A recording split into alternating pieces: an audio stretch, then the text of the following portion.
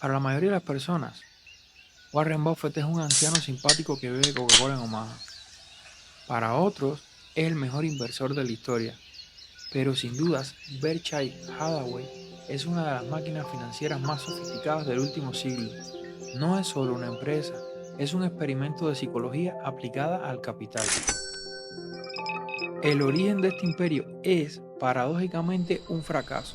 En 1962, Buffett decidió comprar acciones de una textilera en Massachusetts llamada Berkshire Hathaway.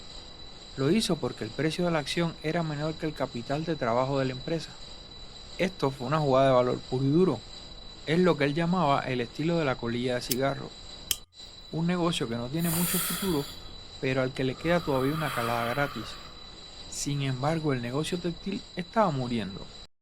Buffett cometió el error de inyectar más capital en una industria que no tenía retorno, un ejemplo clásico de lo que hoy conocemos como la falacia del costo hundido. Pero en lugar de dejar que el error lo hundiera, utilizó la estructura de Berkshire para comprar National Indemnity en 1967. Esa fue la verdadera piedra angular. Con esa compra, Buffett no solo adquirió una aseguradora, adquirió el float. En el mundo de los seguros, el float es el dinero que los clientes pagan en primas hoy para cubrir siniestros que podrían ocurrir años después. Mientras ese dinero está en las manos de la aseguradora, se puede invertir. Si el negocio de seguros está bien gestionado y no pierde dinero en sus pólizas, el costo de ese capital es literalmente cero. Esto es Poder Entender, episodio 54.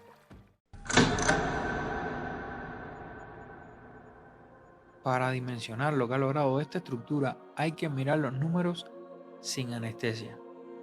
Entre 1964 y finales de 2023, el rendimiento acumulado de Berkshire Hathaway ha sido aproximadamente de 4.384.000%. Tuve que leer este número. Para que sea un poco más digerible para nosotros, esto equivale al 19.8 anualizado.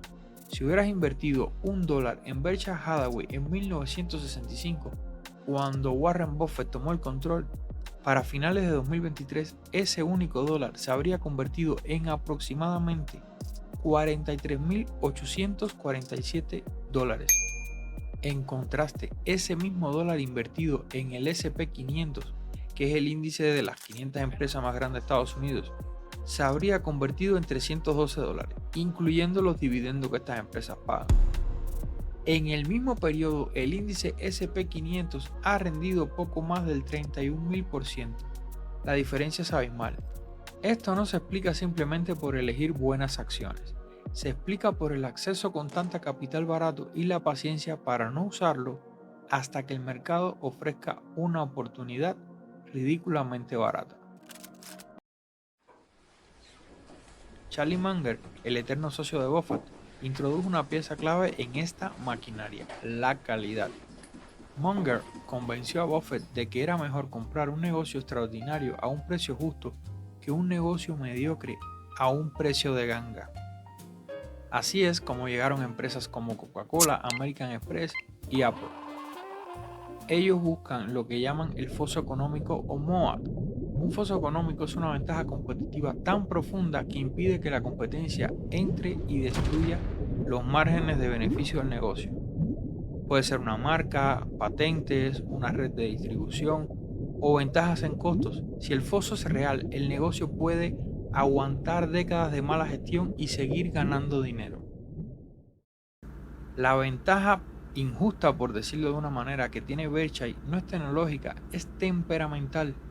En las facultades de finanzas se enseña la hipótesis de los mercados eficientes, que dice que toda la información ya está reflejada en el precio y nadie puede batir al mercado de forma consistente. Berkshire es la prueba viviente de que esa teoría ignora el factor humano. El mercado financiero es un lugar donde la gente opera bajo el sesgo de urgencia, el miedo y la codicia. Buffett y Munger diseñaron un sistema que les permite quedarse quietos mientras el resto del mundo entra en pánico. Shh. Buffett ha llegado a decir que su periodo de tenencia favorito es para siempre. La frase no es retórica, es una estrategia de eficiencia fiscal. Al no vender, el capital sigue creciendo sin pagar impuestos por ganancias de capital. convirtiéndose en un préstamo de interés cero que se reinvierte automáticamente. También hay que hablar del costo de oportunidad. En Berkshire no se evalúa una inversión solo por su potencial de ganancia, sino comparándola con todas las otras opciones disponibles, incluido el quedarse sentados en efectivo. Lo realmente llamativo es que muchas veces la mejor inversión es no hacer nada. Durante la burbuja de las .com a finales de los 90, Berkshire fue duramente criticada por no invertir en tecnología. Los medios decían que Buffett había perdido el toque. Él se limitó a decir que no entendía el modelo de negocio de esas empresas y que no jugaba juegos donde no entendía las reglas. Cuando la burbuja estalló, Berkshire tenía el capital listo para comprar activos reales mientras los demás quebraban. La arquitectura de esta empresa es radicalmente descentralizada. Tiene más de 360.000 personas trabajando en subsidiarias, que van desde ferrocarriles hasta empresas de energía y fabricantes de pintura. Sin embargo, la sede central de Omaha tiene apenas 25 empleados. No hay presupuestos anuales dictados desde arriba. No hay microgestión. Buffett elige a los directores ejecutivos, se asegura de que tengan la cultura adecuada y les da total autonomía. Esta confianza reduce drásticamente la fricción operativa y permite que los líderes de las empresas se enfoquen en el negocio a largo plazo, en lugar de estar maquillando resultados del próximo trimestre para satisfacer a Wall Street. El aprendizaje aquí para cualquier persona interesada en sus finanzas o en su cartera profesional es la comprensión del tiempo. Vivimos en una economía que premia la actividad constante, pero el capital real se construye con la inactividad inteligente. Buffett ganó la mayor parte de su fortuna después de los 65 años. No fue por un golpe de suerte a última hora, fue por el efecto bola de nieve que empezó décadas atrás. La paciencia no es esperar por esperar, es tener la preparación necesaria para actuar con agresividad cuando la oportunidad aparece y la disciplina para ignorar todo lo que sea ruido en el intermedio. Al final, Berkshire Hathaway es un monumento a la racionalidad. Nos demuestra que el éxito financiero no depende de algoritmos de alta frecuencia ni de estar pegado a las noticias de última hora. Depende de entender las fuentes de capital, identificar ventajas competitivas reales y sobre todo tener la fortaleza mental de dejar que el tiempo trabaje a tu favor, en lugar de intentar forzar el tiempo a trabajar para tu ego. El mercado financiero está diseñado para quitarle el dinero a los que necesitan acción y dárselos a los que pueden permitirse la calma. Pero la genialidad de estos dos señores no se detiene aquí. Ellos no solo han gestionado dinero, han gestionado sesgos. Uno de los pilares de su éxito es la aplicación del checklist de Munger, el cual es usado para evitar lo que él llama la estupidez estándar. Mientras el resto de Wall Street utiliza modelos matemáticos complejos de riesgo, como el valor en riesgo o la teoría moderna de portafolios, en Omaha se utiliza la inversión. En lugar de preguntarse cómo ganar dinero, se preguntan constantemente qué es lo que podría destruir el negocio. Identifican los puntos de fallo catastróficos y los eliminan de la ecuación. Si una inversión tiene un potencial de retorno de 1000%, pero una probabilidad del 1% de quebrar la empresa, la respuesta es siempre no. La supervivencia es prioridad absoluta, porque entienden que en el interés compuesto la primera regla es no interrumpirlo innecesariamente. Un dato que en muchas ocasiones pasa desapercibido es la estructura impositiva de Berkshire. En una inversión tradicional, cada vez que vendes una acción para comprar otra, el gobierno se lleva una tajada en impuestos sobre las ganancias. Esto por supuesto drena el motor del interés compuesto. Al convertir a Berkshire en un holding que posee las empresas por completo o por décadas, Buffett ha creado un fondo de inversión que nunca paga impuestos por rotación de cartera. Esto les ha permitido trabajar con un apalancamiento gratuito proporcionado por el mismo sistema fiscal. Es en esencia un préstamo del gobierno a tasa cero que se reinvierte año tras año. Esta eficiencia fiscal es una de las razones por las cuales Berkshire ha podido batir sistemáticamente a fondos que tienen gestores supuestamente más brillantes, pero que operan con demasiada actividad. Ahora hablemos de la asignación de capital. En la mayoría de las empresas, el CEO es un experto en el producto. Sabe fabricar coches, vender software o gestionar hoteles. Pero el CEO rara vez es un experto en asignar capital, que es el acto de decidir qué hacer con el dinero sobrante al final del mes. En Berkshire, los directores de la subsidiaria gestionan sus negocios, pero le envían el excedente de caja a Buffett. Él es un asignador de capital puro. Si por ejemplo el negocio de dulces como See's Candy genera 10 millones de dólares, Buffett no los reinvierte en los dulces si el retorno es bajo, los toma y los inyecta en una empresa de energía o los guarda para comprar acciones de Apple. Esta capacidad de mover capital de industrias maduras a industrias con mayor potencial de crecimiento, sin fricciones burocráticas, es lo que convierte al holding en un organismo vivo que se regenera constantemente. Otro factor fundamental es el concepto de círculo de competencia. La disciplina de Berkshire para mantenerse dentro de lo que entienden es casi inhumana. Durante décadas han rechazado invertir en tecnología porque no podían predecir los flujos de caja a 10 años. Muchos llamaron a esto ceguera, pero los datos demuestran que es protección patrimonial. Cuando Apple pasó de ser una empresa de tecnología en crecimiento a ser una empresa de consumo con una lealtad de marca sin igual, fue entonces cuando Buffett entró con fuerza. Aquí ya no se buscaba el próximo gran invento, buscaba el flujo de caja predecible. Esta distinción es vital porque Berkshire no invierte en innovación, invierte en la inevitabilidad de ciertos hábitos de consumo. La paciencia de Berkshire también se manifiesta en su posición de efectivo. Históricamente han mantenido niveles de liquidez que Wall Street considera ineficientes. Tener 160 mil millones de dólares ganando poco interés parece un error de gestión, hasta que llega una crisis. En 2008, cuando el sistema financiero colapsó y nadie tenía liquidez, Berkshire se convirtió en el prestamista de última instancia. Le prestaron dinero a Goldman Sachs y a General Electric, bajo términos que eran extremadamente favorables para Berkshire. La paciencia les permitió comprar poder cuando el resto del mercado solo podía vender por desesperación. El efectivo, si se usa estratégicamente, no es un activo muerto, es una opción de compra sobre el pánico ajeno. Para entender la salud real de esta empresa hay que dejar de mirar el precio de la acción y empezar a mirar el valor intrínseco. Y es que Buffett siempre ha sido crítico con las métricas tradicionales de Wall Street, como el beneficio por acción, porque son fáciles de manipular contablemente. En su lugar, él propone observar los beneficios operativos, que excluyen las fluctuaciones temporales de sus inversiones en bolsa. Lo que más importa no es si Apple subió o bajó un 5% este mes, sino cuánto efectivo real generaron los ferrocarriles, las aseguradoras y las fábricas de energía que Berkshire posee por completo. Es la diferencia entre valorar un árbol por el movimiento de sus hojas o por la cantidad de fruta que produce cada temporada. Una métrica fundamental que define la eficiencia de este imperio es el retorno sobre el capital invertido. Berkshire no busca simplemente crecer, busca crecer donde cada dólar invertido genera un retorno superior al costo de ese capital.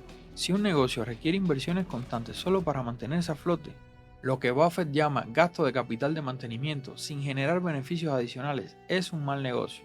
Por eso su métrica de éxito es la capacidad de generar flujos de caja libre que puedan ser reasignados a otras oportunidades. No se trata de cuánto dinero entra, sino de cuánto dinero queda disponible para volver a jugar en el tablero. Aquí entra el concepto de la barrera de los 150 mil millones.